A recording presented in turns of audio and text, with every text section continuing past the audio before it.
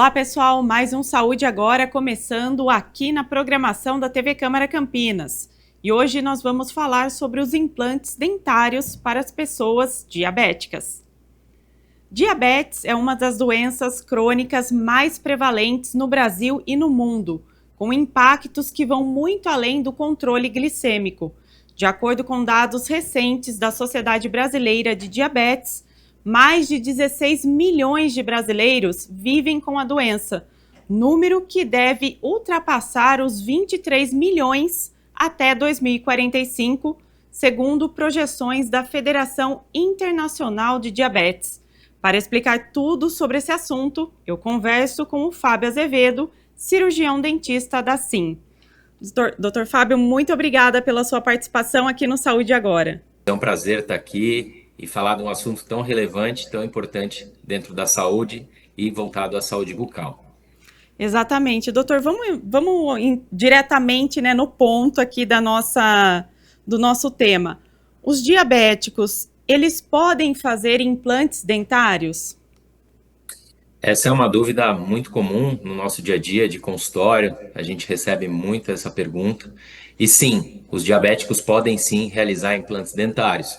O diabetes, como tantas outras doenças de metabolismo de base, elas influenciam várias partes do corpo. E a boca, ela sofre com isso. Desde que o paciente ele tenha esse diabetes controlado, seja um paciente que faça o controle efetivo dessa doença, os parâmetros estando em condições normais, esse paciente é um paciente apto a implante dentário. E doutor, o que eles precisam saber antes de fazer a cirurgia? Muito bem. Como toda e qualquer cirurgia, ela passa por uma fase muito específica de anamnese. O que é a anamnese? É o histórico de saúde do paciente, atual e regresso. Então, ali vão ser checadas, através de algumas perguntas, de um questionário, histórias regressas, história atual, e o paciente vai relatar, então, olha, eu sou um paciente que tem diabetes, eu faço já um controle, ou eventualmente esse paciente não vai estar diagnosticado. E aí, através de exames laboratoriais simples, o dentista, antes da cirurgia, vai solicitar isso ao seu paciente, então vai ter os parâmetros necessários ali para fazer o diagnóstico e tratamento dessa doença para tornar, então, o paciente apto a implante dentário. E, doutor, quais são os riscos da pessoa fazer uma cirurgia quando essa diabetes não está totalmente controlada? Tá. A gente tem que pensar que o diabetes é o nível de açúcar no sangue, né? Mais popularmente dito assim e fácil da gente entender. Esses parâmetros, eles variam durante o dia. No nosso dia, eles têm uma faixa entre 70 e 110 aí, no parâmetro normal. E lógico, depois que você se alimenta, isso sobe um pouco, isso regulariza. O que é o paciente diabético? É um paciente que está com esse parâmetro alterado a maior parte do tempo. E quando esse parâmetro ele fica como se fosse uma montanha-russa, uma hora ele está em 300, outra hora ele está em 80. Esse paciente realmente ele está muito desregulado. E esse é o paciente com maior risco para implante dentário. O que acontece com o paciente diabético? Ele é um paciente que tem um risco maior de inflamação. Tem uma doença na cavidade bucal, que é doença periodontal, que é a doença que afeta a gengiva, que leva a sangramento, leva aquela gengiva mais avermelhada. O paciente às vezes sente dor, sangra ao escovar os dentes. Ele começa às vezes a notar um dente mais móvel, menos inserido no osso. Então, ele começa a ter algumas evidências desse problema. Então, o paciente diabético, ele é um paciente de maior risco a essa doença. E ela afeta também os implantes, porque o implante, da mesma forma, ele é inserido no tecido ósseo. E o início dessa doença é justamente a gengivite ou periodontite, quando já leva a uma perda óssea. Então, o paciente diabético, uma vez diagnosticado, uma vez tratado e mantido esses parâmetros sob controle, a gente tem um exame específico que é simples, é laboratorial, então, através da coleta de sangue, é feita a análise tanto da glicemia, que é o nível de açúcar no sangue, como tem especificamente um exame de hemoglobina glicada, que vai dar um parâmetro dos últimos 6 meses da média da glicemia desse paciente. Então, ele é um exame muito mais específico para a gente associar a risco e a controle glicêmico. O paciente estando controlado, ele é um paciente apto a fazer o implante. Descontrolado, a gente trata, tá? E o paciente descontrolado, ele vai ter uma cicatrização mais lenta, tanto da parte de tecido mole, de gengiva, quanto da parte de tecido duro, que seria a parte óssea. Esse paciente também, ele tem um maior risco de infecção, né? Então, essa doença, ela acaba comprometendo também a parte imunológica do paciente, levando a complicações, às vezes, ou deixando o paciente mais suscetível a infecções, como a gengivite, como essa parte que eu já citei. E aí acaba tendo uma falha justamente na cicatrização óssea, que a gente chama de ósseo-integração, que nada mais é esse implante, que ele é feito, na maioria das vezes, de titânio, ele se adere ao osso e como se fosse uma solda. E aí não tem a formação óssea, esse implante fica mole como um dente e acaba sendo removido do corpo, tá? Hoje a gente já tem implantes de nanotecnologia, que é a superfície do implante, onde a gente estuda a parte nanométrica dessa superfície para ter uma resposta biológica nesse tipo de paciente mais favorável. Então, já tem produtos específicos hoje na saúde e principalmente no desenvolvimento dos implantes, do qual eu faço parte dentro da empresa, da SIM, justamente olhando para esse mercado e olhando para esse número de pacientes que tanto necessitam. A gente sabe que o paciente que tem uma perda de dente, muitas vezes é um paciente com uma doença periodontal e é um paciente que tem uma diabetes associada. Até ia te perguntar isso mesmo, se tem algum implante dentário que seria mais específico para essas pessoas.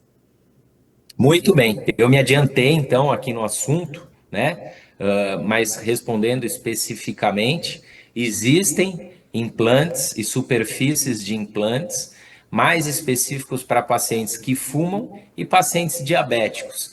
Isso é uma adição que é feita na superfície do implante, um tratamento na superfície ali. O implante, então, ele é usinado, ele passa por um processo de usinagem e ele passa por um processo de lavagem, desinfecção e passa a ter, então, essa superfície inserida, né, aditiva, para que, então, o implante tenha uma característica de formação óssea, uma característica, ele chama mais a célula, é como se ele fosse uma esponja, onde ele chama o sangue e a célula consegue se depositar com maior facilidade e começa então a ter essa formação óssea e a falha da formação óssea ela se torna mais reduzida, ela se torna uma superfície mais favorável, mais amigável com o organismo, para que então esse paciente que tem essa deficiência possa receber esse tratamento com maior segurança.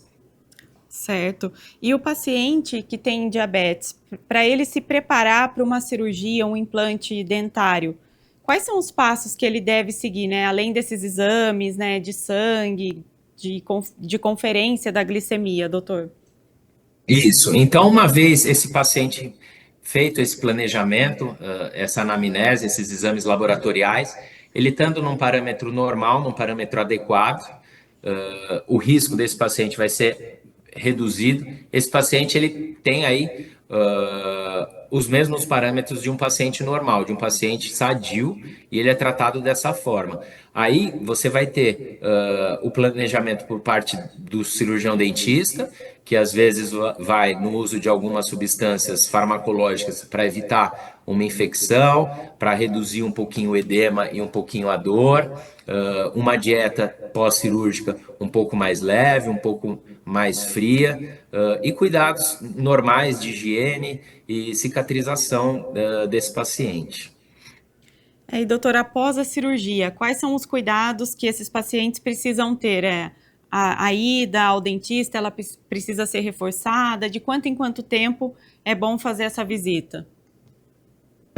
Uma coisa bem importante é que a gente tem dois cenários hoje na cirurgia. A gente tem a cirurgia convencional, que é uma cirurgia que geralmente é feito um acesso gengival, um corte e se expõe o tecido ósseo, e uma cirurgia que é guiada, que muitas das vezes essa cirurgia pode ser fechada, mas não necessariamente essa cirurgia vai ser sem corte.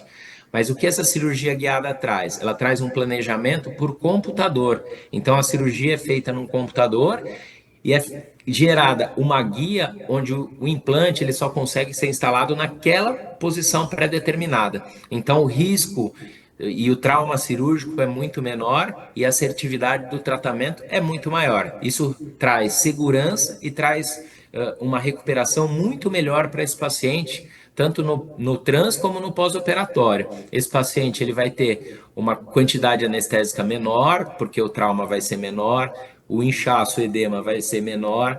Então, para um paciente diabético, ou qualquer paciente, vai ter uma recuperação muito mais favorável.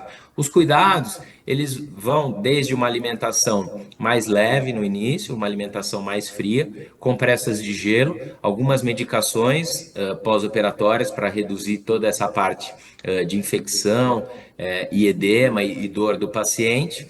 E um repouso aí nas primeiras 48, 72 horas é muito importante que o paciente faça. Evite exercícios físicos, evite exposição ao sol, e também esse paciente sempre vai estar intimamente em contato com a equipe, com o cirurgião dentista responsável.